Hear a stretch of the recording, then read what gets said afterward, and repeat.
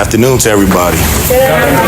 My name is Sean Robert Johnson, and I came here to speak to y'all from a course that I created called Your Life, Your Choices, Your Future. From a brand that I created, Saving Souls. How many of y'all had the opportunity to actually see somebody face to face that was sentenced to 60 years in prison? Raise your hand. Okay, it's a few y'all. More than 60. Well, I personally had 60 years. Just came home 4 months ago from a 60-year bid. I did 19 years, 1 month. How many of y'all heard of New Jersey? That's where I come from. I grew up in Asbury Park. It's a small town. It's the hood. Just being what it is, it's the hood. And grew up there. I had 2 parents, mother, father. I had 2 brothers, older brother, younger brother. I'm the middle. But we grew up in poverty. My parents was addicted to drugs. So if you go through that, I know what that's like. On top of that, you know, my outlet was playing basketball. That was the thing that I did. Sports was my thing. Basketball was my thing. I actually had an opportunity to go to college. If it wasn't for me, go to prison to play D1. But unfortunately, I got into the streets because of my living conditions. My living conditions led me down a path of making choices that ultimately led me to getting the 60 years in prison. I got arrested for attempted murder and a murder charge that happened in self-defense. A couple of people lined me up. They told I got 60 years. A couple of people went free. Throughout my time of being in prison, I had to make a choice of change and how I was going to change. And it wasn't for necessarily of being free in that moment, because I always wanted to be free, but it was more for myself. So I worked on myself. I did programs. I did everything I could possibly do for 19 years. I had appeal after appeal denied for 19 years. But then the governor of New Jersey started a program for commutation of sentences when it comes to clemency. I filed out my clemency petition, and I was blessed to be one of the people that got clemency. It was 5,000 people that filled out an application. Only 130 of us got granted commutation of our sentence. That means I had a 0.02% chance of being free. And it's a 99.98% chance of them still in there. If you go to this first page I gave you in this outline, that's my mugshot. That's my mugshot when I first got down. And this is the order of my commutation. As you can see, on October 15, 2006, that's when I got back. On December 4th of last year is when I got released after the 19 years. All of these things that's under it, when you're looking at all of these dates, these are people that I personally know that's still in the prison that I left. These are people, when you look at the bottom, somebody I know, he got locked up January 25th, 2008. His release date is 2269. Think of that, 2269. You got other ones in here, release date 2075, 2100, 2087, 2056, 2077, 2063. And this is only a few people that I put on here. It's about 1,200 people in that prison. My release date was 2057 if it wasn't for the commutation of my sentence. So I'm showing you this to show you a visual that the choices that you make now can ultimately lead you here. And you don't want to get led here, right? Turn to the next page.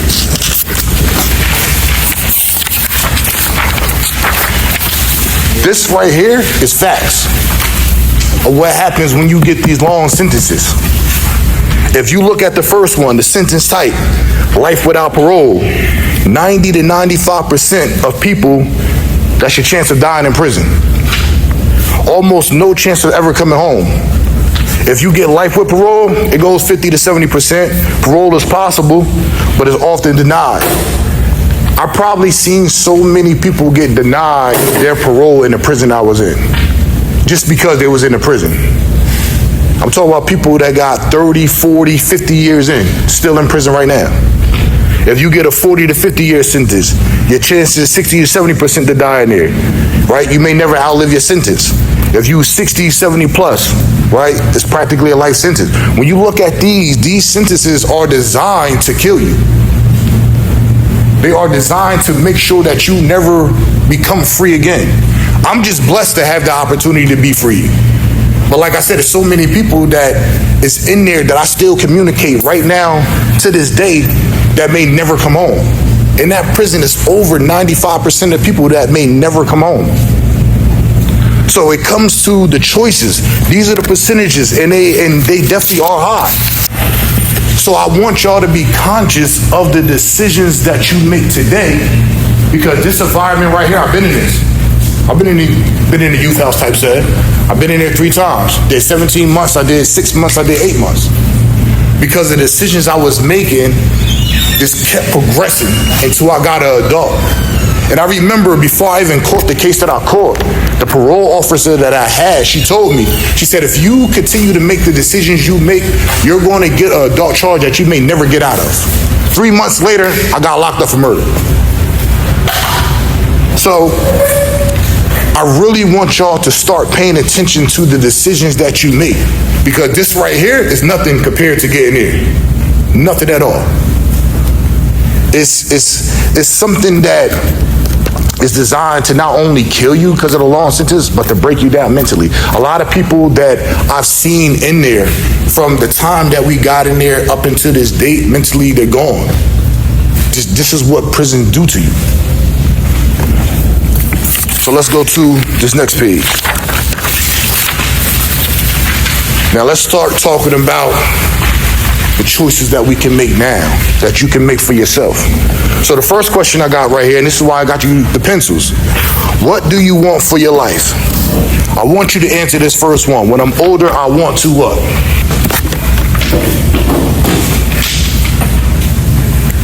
Okay, everybody should answer that. What you want to be when you get older? What you want to be when you get older? Good. What you want to be when you get older?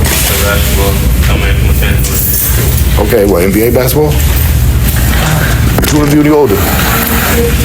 What you want to be when you're older? Decent choices. I want you to answer the next one. The kind of life I want to live is what? The reason why you answer these questions is because I want you to see and put down and visualize what you want to be. It's part of making the decisions now. I'm big on manifestation. From the time I went into prison, from day one, I told myself I was going to be home one day. I used to always speak that to myself. I used to always write that down. So think about the kind of life you want to live. What kind of life you want to live when you get older? A wealthy life. Okay. Well, what is wealth, though? Wealth is not just money. It's not just money. It's also having family and having like good support around you. Okay. What kind of life you want? You don't know? You never thought about it? What kind of life you want when you get older? What is food? No problems. It's a good choice. What kind of life you want when you get older? Yes. Anything better than I am right now. Anything better than you in? Okay. Let's go to the next one. What does success look like to me? I want you to visualize your success. I want you to think about it. Think about what your success look like. I'm sure every last one of you definitely do not want to be in here. I'm sure every last one of you don't want to be in prison for the rest of your life. What do you want your success to look like for you? Huh? Hard work. Hard working? Dedication. Okay. Like that. What about you? Staying sober and free. Staying sober and free. I want you to go to the next one. What have you seen? And I ain't actually ought to tell nobody. This is just worksheet, right? What have you seen happen in bad situations? You seen violence happen? Jail, betrayal, loss, stress. Because I'll tell you one thing, going to prison for a long time, a lot of people that you think are your friends Yeah, they're not gonna be anywhere to be found.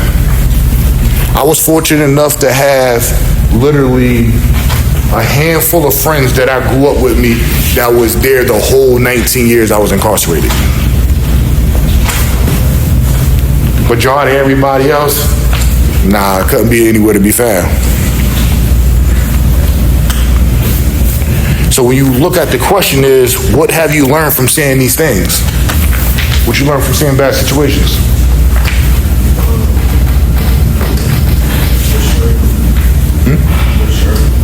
Okay.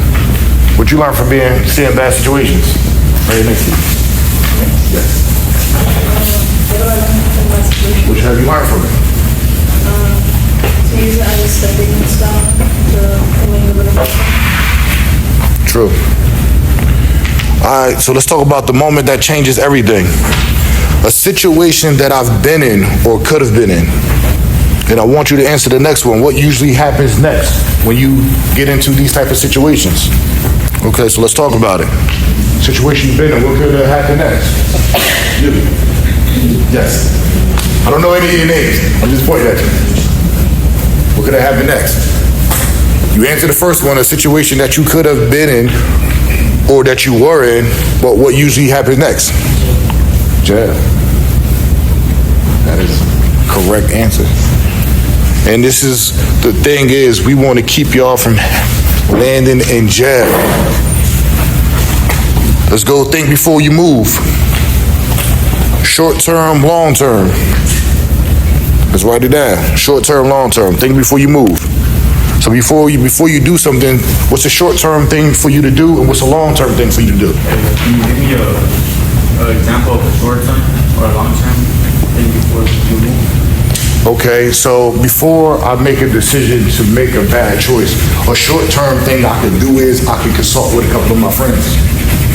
I can sit there and isolate myself away from everybody. So I can sit there and have the opportunity to think right there in that moment before I make a bad decision. Long term is more when you start building these habits up. Change yourself. Change yourself, exactly. That's what it's about, changing yourself in every way.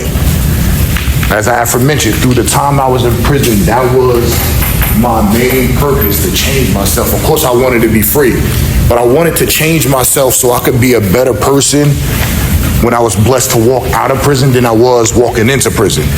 And to go even on a short term, to answer another part of your question, is my mindset every day that I woke up was, how can I be better today than I was yesterday? That was a challenge that I challenged myself with. I always wanted to be a better person. It's not necessarily about making bad decisions as far as actions, but sometimes it just comes with your thought pattern. Let's go to real consequences. When you make bad decisions, these are the things that happen. But give me some other options that happen when you make bad decisions. Look like you got one. Got one for me? Yeah. You die. Could die. True. Lose stress. Yes. Anybody else? Lose your education. True. Yeah.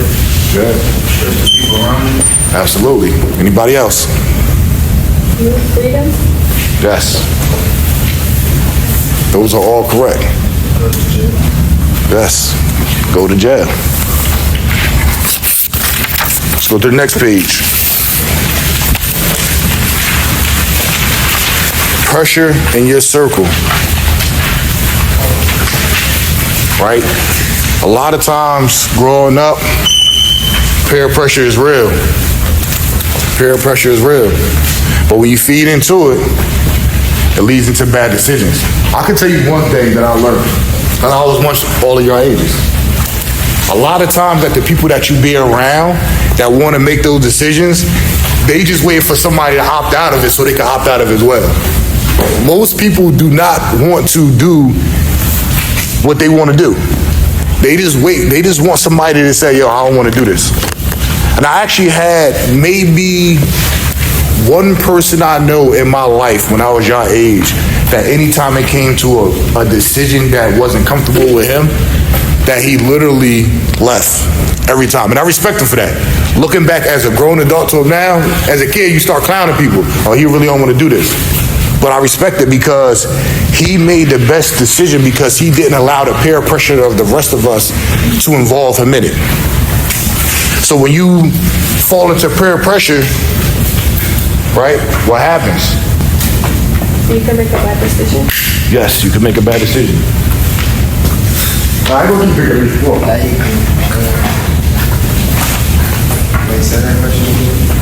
When you fall into peer pressure, what normally happens?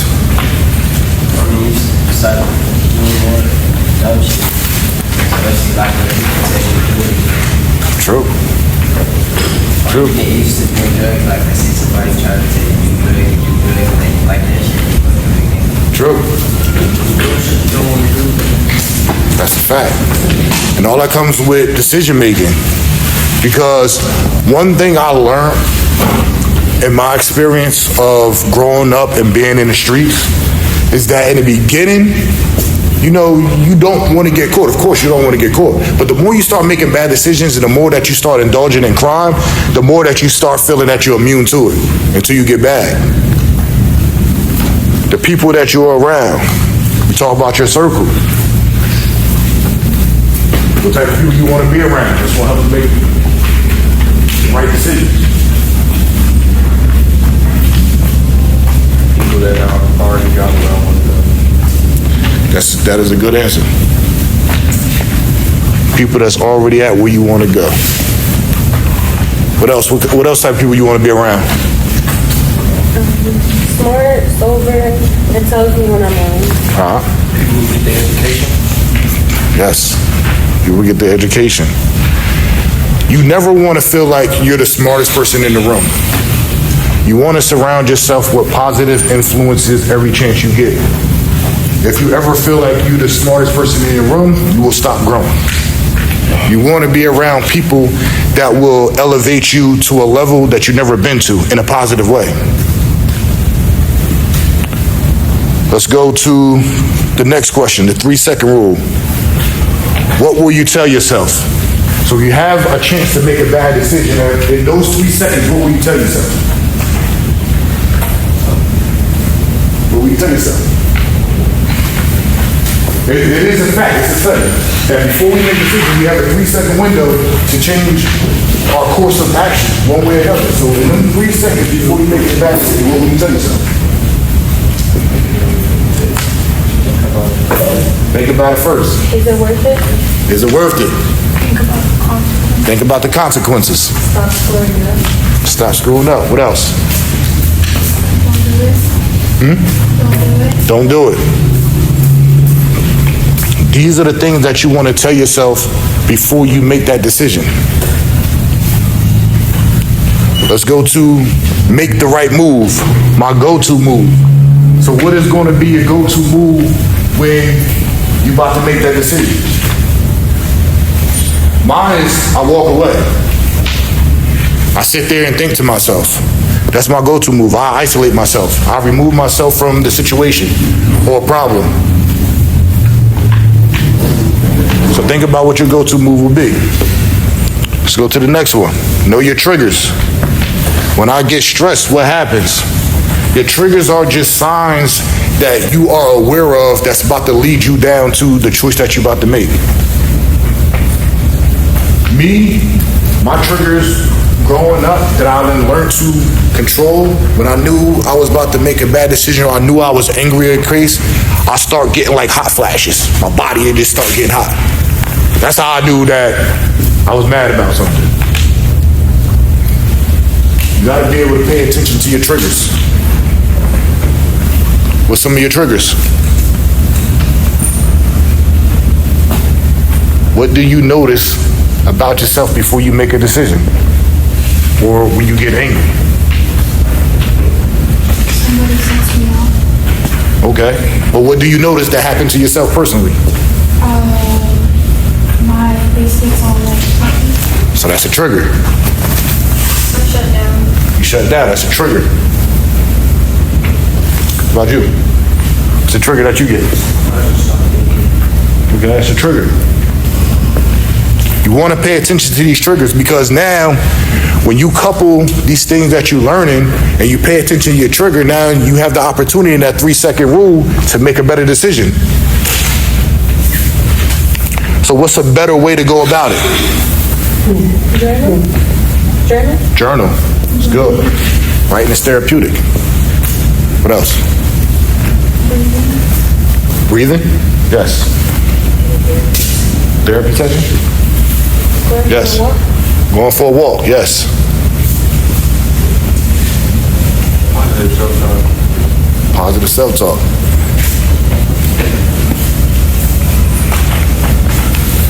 Let's go to number 10. One change starts now. What's one thing that you can change right now for yourself? What's one thing you can change? Our perspective on things. Perspective on things. What's one thing you can change? Attitude. Right? You want to think about the one thing that you can change. You got to be able to know yourself in a way that you will not allow yourself to make these bad decisions. And part of change is growing in every way that you can. As I said, one of my things was I just try to tell myself, how could I be better today? One thing that I changed immediately was cutting off the wrong people and influences that I was around. Even in prison, I cut off a lot of people, even if I was cool with it, because I seen the direction that they was going in, and I seen the direction that I wanted to go in. Number 11, your future is watching. If I don't change, what happens? What happens if you don't change? Think about that. What happens if you don't change? Yes. I can leave my family alone. I had to die. Yes. What happens if you don't change? No, you don't got to turn around. No, right behind you. Huh? Yeah, you could die. You want to try to change. What happens if you don't change?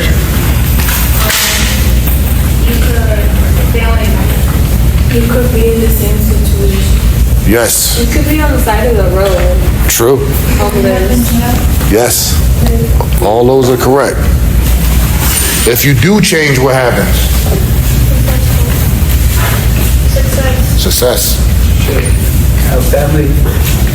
Family, yes. What else? If you do change, what happens? You do the things what's not Yeah. Life is not easy, but if you discipline yourself, you definitely can go a long way. True. Let's turn the page. To build your plan. What is your goal? And then I want you to write down 3 steps that's going to help you getting towards that goal. What's your goal? What's your goal? Yeah, your goal. Your goal and 3 steps is going to help you get towards it. When I come back to you, what's your goal? No, you don't gotta look around with me. What is your goal? have a better lifestyle. Better lifestyle. So what are 3 steps you're gonna take to get towards that? Cutting people off that I was doing stuff with. Okay.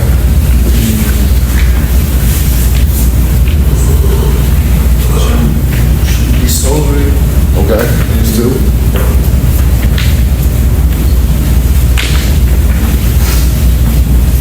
Probably get out where I'm at for a little bit. What's your goal? What's your goal? What's your 3 steps you want to take to get to it? Build better discipline. Okay. Build better discipline. What else? All right, I'll come back to you. Any one of y'all, what's your goal? Okay. My goal is to go to college, College. to go to school, study, and stay sober. Okay. Your goal. Use my embarrassment. Okay, what's the 3 steps you want to take to get towards it? Third one, I gotta change my mindset and take time to think about it. And probably, I would do the third one, I'd probably do breathing. Okay. What's your goal? Better life. What's your 3 steps you're going to take towards to get it? Get my CEO, get my degree, and hang with the crowd. Okay. So let's go to our non-negotiables. What's 3 things that's a non-negotiable for you? A non-negotiable for me is I'm not going to surround myself now post-prison with people that's going to land me back in prison. That's a non-negotiable for me. A non-negotiable for me is I'm not going to make a decision to put myself in a bad place that will land me back in prison. That's one of my non-negotiables. You're non-negotiable. Don't that I'm gonna check the movies on one thing. Okay. Who else got a non-negotiable for me? Never giving up. Never giving up. Okay. Let's go to number 14. What is a message that you will say to yourself Like in the future? right now? I gotta be in the future. My message I used to always tell myself when I woke up in prison was, it was simple. I could do anything that I put my mind into. If I discipline myself, I could do it. You can do anything breathe. Because Love that answer. Got one for me? Huh? Nah, see, what's your message to yourself? That was it. That's the only message I would tell myself. Nah, we make mistakes from our time. You can do better. That is true. We all can do better sometimes in life, but you're not done.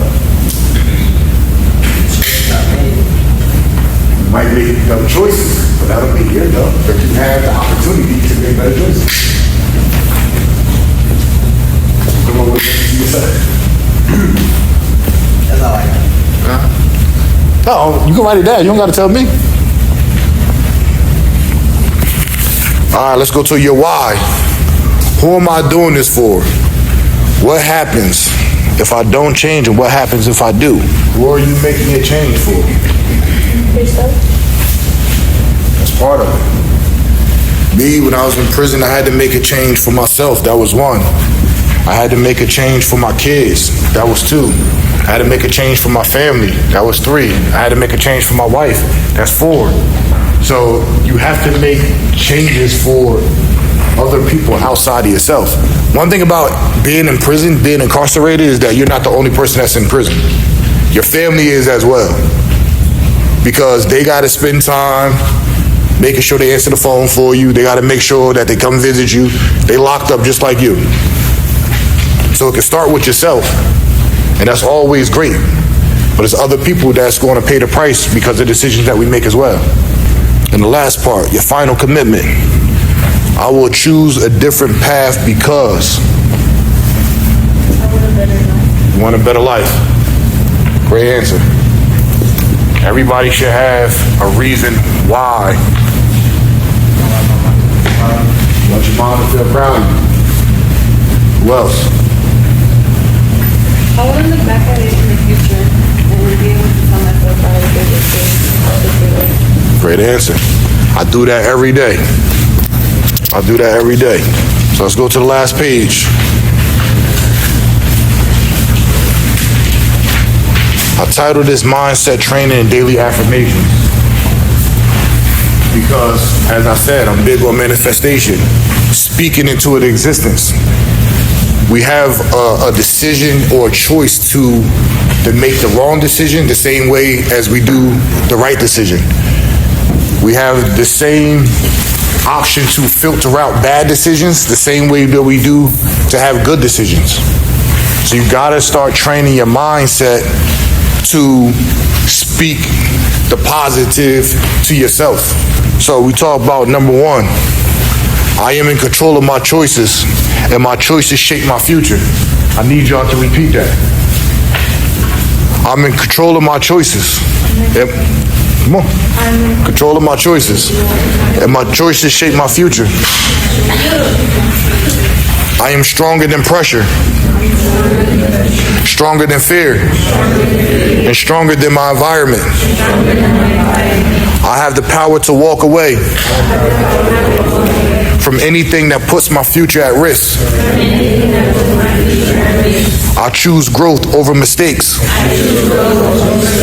and purpose over problems. I am building a life I could be proud of. I will not let one decision cost my freedom.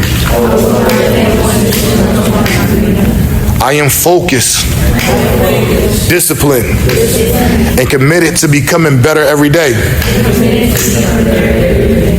I deserve success, peace, and a future without regret.